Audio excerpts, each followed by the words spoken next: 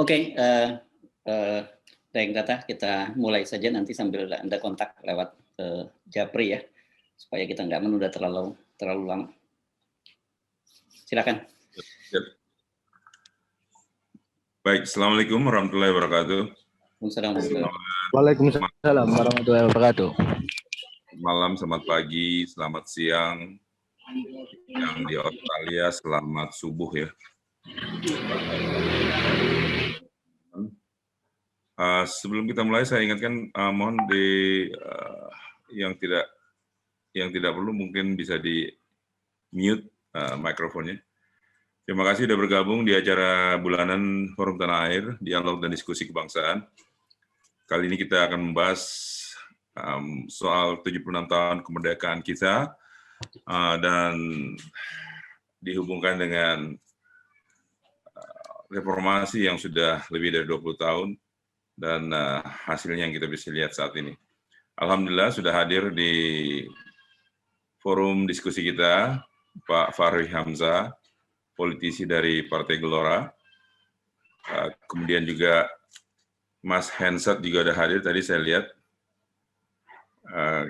Dan Pak Ferry juga, Ferry Amsari dari Pusako, Pusat Studi Konstitusi Universitas Andalas, Padang. Dan host kita malam ini, yang memandu acara ini, Mas Heru Subaina juga ada hadir. Terima kasih semuanya. Dan Mas Heru, sebelum kita mulai, kita akan putarkan dulu fillernya, videonya, sebagai pembukaan.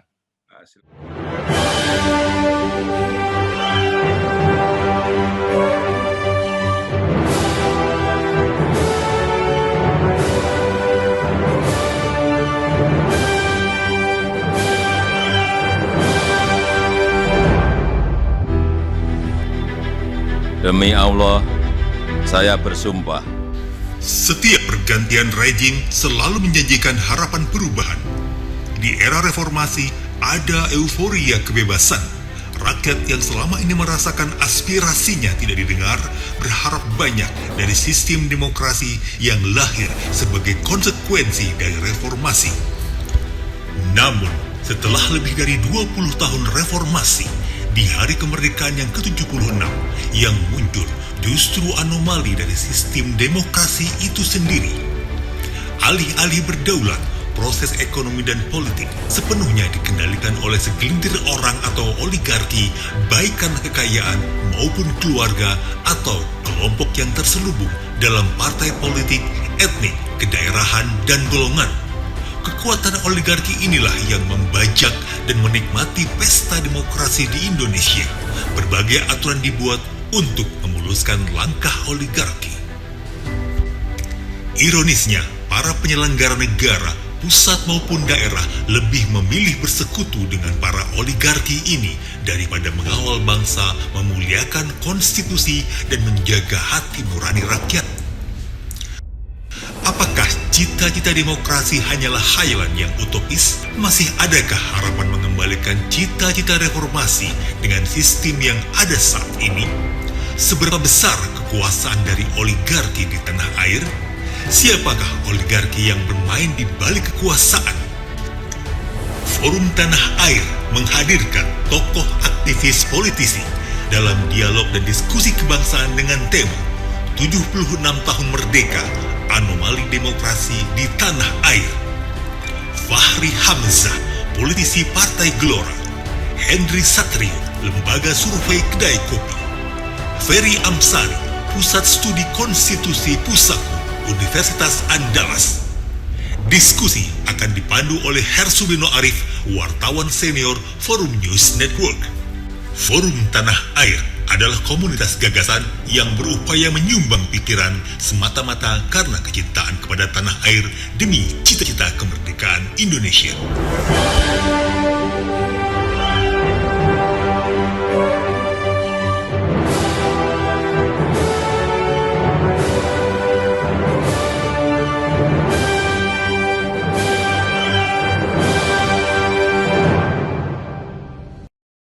Silahkan. Sebelumnya juga saya ingin umumkan bahwa acara ini juga disiarkan live oleh Satu Indonesia News Network, juga oleh Neno Risman Channel dan Channel Ekonomi Politik Islam. Silakan Mas Erzo. Terima kasih, Deng Tata. Assalamualaikum warahmatullahi wabarakatuh. Bismillah, selamat pagi. Ini untuk teman-teman yang di Amerika bagian timur dan barat. Kemudian teman-teman di Eropa ini sudah mulai menjelang sore ya. Juga teman-teman di kawasan Timur Tengah, di Middle East dan juga bagian kawasan Afrika Utara. Terus Asia, Oceania ini sama dengan kita, sebagian sudah mulai malam. Dan yang paling malam saya kira ini di Australia bagian timur ya, yang paling malam. Barat atau timur nih, saya jadi kebalik-balik ini kebanyakan. Bagian timur yang paling malam ya. Di Sydney. Ya. Di Sydney paling malam ini ya. Oke, tapi mudah-mudahan masih bergabung bersama kita dalam waktu sekitar 2 jam ke depan. Saya ucapkan terima kasih juga kepada para pembicara, Bung Fahri Hamzah, Wakil Ketua Umum Partai Gelora, Bung Henry Satrio, dan Uda Ferry Amsari dari Pusako Universitas Andalas Sumatera Barat. Ini judulnya memang cukup menarik, kita bicara tentang 76 tahun merdeka dan kemudian disebutkan sebagai anomali di negeri demokrasi. Saya kalau lagi begini ingatnya bukan anomali tapi sunset di tanah anarki. Wah, ini sih lagunya Superman is Dead.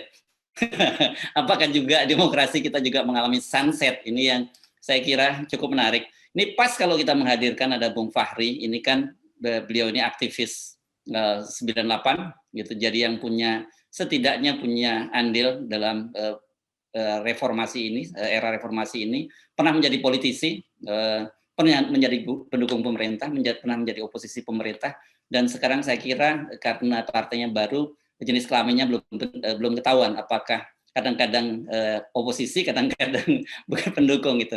Tapi saya ingin Anda mulai duluan ini, Bung Fahri, karena apakah Anda juga sepakat bahwa dalam situasi sekarang ini Anda melihat ada anomali-anomali demokrasi, dan kalau Anda melihat apakah orang banyak bertanya-tanya apakah masa depan demokrasi kita ini, apakah kita masih punya masa depan demokrasi, karena realitasnya saat ini banyak orang menyebut bahwa sebenarnya demokrasi kita itu sudah dibajak oleh oligarki.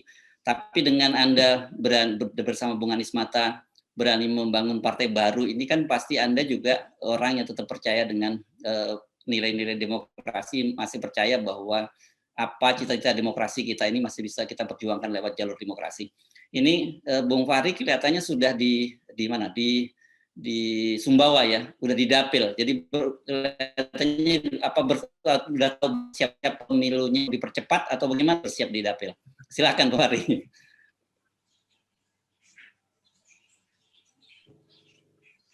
Baik, Mas Hersu.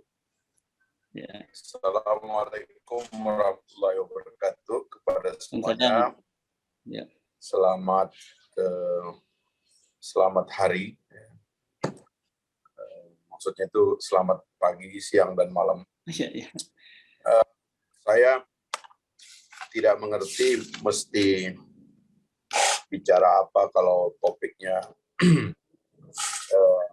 sebesar ini ya, tetapi saya mau mengajak kita untuk berpikirnya agak serius. Karena orang-orang di forum ini kemungkinan besar menurut saya orang-orang yang bisa diajak berpikir agak serius, sehingga jangan mau dijebak oleh isu jangka pendek dan isu teknis. Mungkin bagian daripada tawaran baru ini lahir karena terlalu banyak yang melihat gambar kecil, jarang yang melihat gambar besar, terlalu banyak yang terjebak dalam kedangkalan dan tidak menggali lebih dalam. Lalu kita tidak punya perspektif yang menyeluruh tentang situasi kita, sehingga kemudian kita terjebak dalam kesementaraan yang terus-menerus menjebak kita untuk gagal menang dan gagal berjuang. Karena itulah menurut saya para aktivis, kaum pemikir mungkin perlu agak sedikit rendah hati untuk mencoba melihat tema-tema besar dari apa yang sebetulnya diidap oleh bangsa kita alami bersama-sama sebagai penyakit bangsa kita atau sebagai persoalan kita yang berulang-ulang dan akhirnya kita tidak pernah bisa menang. Saya nanti akan mencoba menawarkan beberapa jalan begitu. Pertama saya ingin lihat ke belakang. Apakah Indonesia ini negara yang fragile, negara yang rawan? Apakah basis pembentukan negara Republik Indonesia ini kuat atau lemah? Apakah institusinya memadai untuk bertahan dan akan terus ada? Lalu seberapa besar leadership merusak ini semua? Itu 3 hal mungkin yang menurut saya coba kita refleksikan. Apakah harus pesimis? Apakah kita punya waktu untuk pesimis? Pertama-tama menurut saya Indonesia ini memang rumit, lahir dari ide-ide yang rumit, tidak bisa disederhanakan karena imajinasi yang melahirkan Indonesia rumit, maka yang muncul di atasnya juga kerumitan. Ini yang saya sering berkali-kali mengatakan, saya punya keyakinan setelah melihat negara-negara terbesar di dunia di atas kita, ada China, ada India, ada Amerika Serikat bahkan, yang semua menganut sistem yang berbeda-beda. China menganut komunisme dengan kapitalisme ekonomi, India menganut demokrasi, ya kan, dengan karakter ekonomi yang unik, ya, yang kandungan sosialismenya juga cukup tinggi, tetapi ketimpangan sosialnya luar biasa. Bahkan menurut saya India dijebak atau terjebak dalam bukan middle income trap tapi lower income trap, ya. Kalau kita lihat ketimpangan dan kemiskinan di India itu luar biasa. Meskipun karena penduduknya besar, ada kalau di total mungkin 200 jutaan orang India yang hidupnya lebih sophisticated dari kita. Kemudian di atas kita ada Amerika Serikat juga, ya, 300 juta penduduknya. Itu negara dengan salah satu pendapatan yang tinggi di dunia ini dan menjadi idola karena merupakan tukang kampanye utama ideologi demokrasi termasuk yang kita ikuti. Tetapi semua negara yang saya sebut tadi itu adalah negara-negara kontinen, gitu. Negara yang tidak dihubungkan oleh laut, ya, yang tidak terpisah. Nah, tetapi negara keempat yaitu negara kita. Kenapa saya mengatakan ide yang melahirkan Indonesia ini rumit? Karena memang sebenarnya tidak masuk akal bahwa Indonesia ini masih ada dan bertahan. Kalau dilihat betapa rumitnya kita ini. Ribuan pulau, ribuan bahasa, ribuan budaya, dan lain-lainnya, ya, yang begitu beragam begitu. Apa yang mengikat ini gitu? Apapun yang mengikat itu pasti adalah ide besar.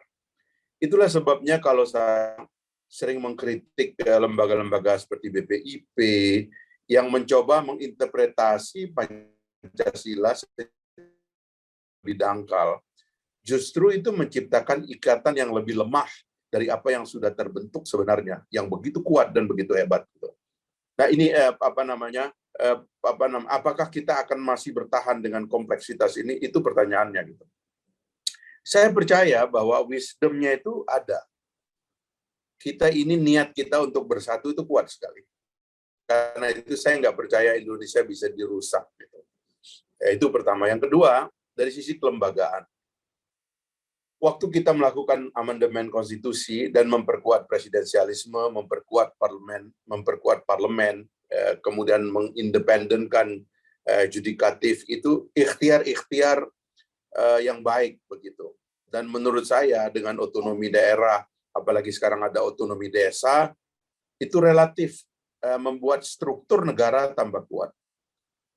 Orang di desa ini sebenarnya nggak terlalu peduli dengan apa yang terjadi di Jakarta. Mau bodoh kayak presidennya, mau pintar kayak, mau menterinya nggak ngerti apa-apa, itu nggak ada urusan. Karena relatif otonominya itu sudah sampai di tingkat bawah. Orang itu sudah sibuk dengan hidupnya sendiri.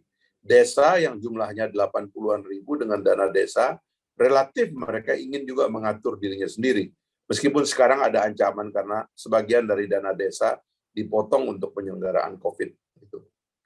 Jadi dua ini, ya, argumen lahirnya Indonesia ini kuat sekali sebenarnya. Dan yang kedua, struktur yang terbentuk sampai hari ini dengan otonomi itu kuat sekali. Ya, yang bisa membuat ini melemah adalah karena yang pertama tadi pada tataran naratif ada yang ingin mendangkalkan interpretasi narasi kebangsaan kita. Pada tataran struktur ada yang ingin melakukan sentralisasi kembali. Menurut saya itu agak bahaya. Gitu. Itu saja yang mungkin mengancam. Selama kita bisa menjaga otonomi, selama kita bisa menjaga interpretasi yang kuat tentang ide-ide negara, saya kira itu kita akan tetap kuat. Nah, yang ketiga itu memang di sini problematik, yaitu kepemimpinan. Gitu. Tapi kan dalam negara demokrasi memang kepemimpinan itu relatif. Mana ada negara demokrasi yang bisa menjamin munculnya orang baik? Negara-negara pemimpin-pemimpin otoriter lahir dari peristiwa demokrasi. Augusto Pinochet, ya, Adolf Hitler, Alberto Fujimori, itu semua pemimpin-pemimpin otoriter termasuk Donald Trump. Itu lahir dari peristiwa demokrasi. Karena itu Jokowi itu juga adalah produk dari demokrasi. Ya, dengan segala macam hal yang lucu-lucu yang kita lihat sekarang ini gitu. Karena itulah sebetulnya dalam demokrasi ini kita tidak mengandalkan pemimpin. Yang dua itu lebih penting sebenarnya, dan di situ kita bertahan sebagai rakyat gitu. Politisi seperti saya tentu ingin merubah pemimpin supaya pemimpinnya lebih baik, makanya saya buat partai politik. Karena saya ingin merubah itu. Saya mendesain perubahan struktur secara damai, saya mendesain perubahan kepemimpinan pada awalnya secara damai. Itu yang akan saya lakukan. Dan saya akan lakukan. Dengan teman-teman saya, tentu saya akan mengalahkan anggota DPR, saya akan mengalahkan Jokowi. Itu adalah basis dari tesis kita membangun partai politik. Nah, menyimpulkan tiga hal itu setelah 76 tahun kemerdekaan kita, apakah kita punya waktu untuk pesimis gitu? Kecuali bahwa kita harus membangun schedule kesadaran baru untuk memulai sesuatu yang rutin dalam demokrasi, tetapi itulah yang kita lakukan. Karena kalau kita ungkap banyak soal lain yang juga kita nggak bisa menyalahkan diri kita sendiri atau menyalahkan segelintir orang. Memang bangsa ini punya masalah kan. Saya sering mengatakan ada 3 persoalan dasar bangsa kita ini dan ada tiga persoalan teknisnya. 3 persoalan dasarnya itu adalah 3 persoalan dasarnya adalah 3 persoalan dasarnya adalah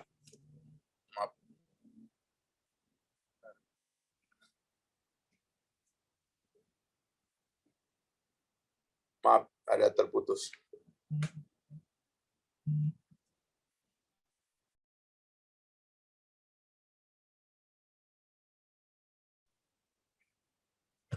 Tiga persoalan dasarnya adalah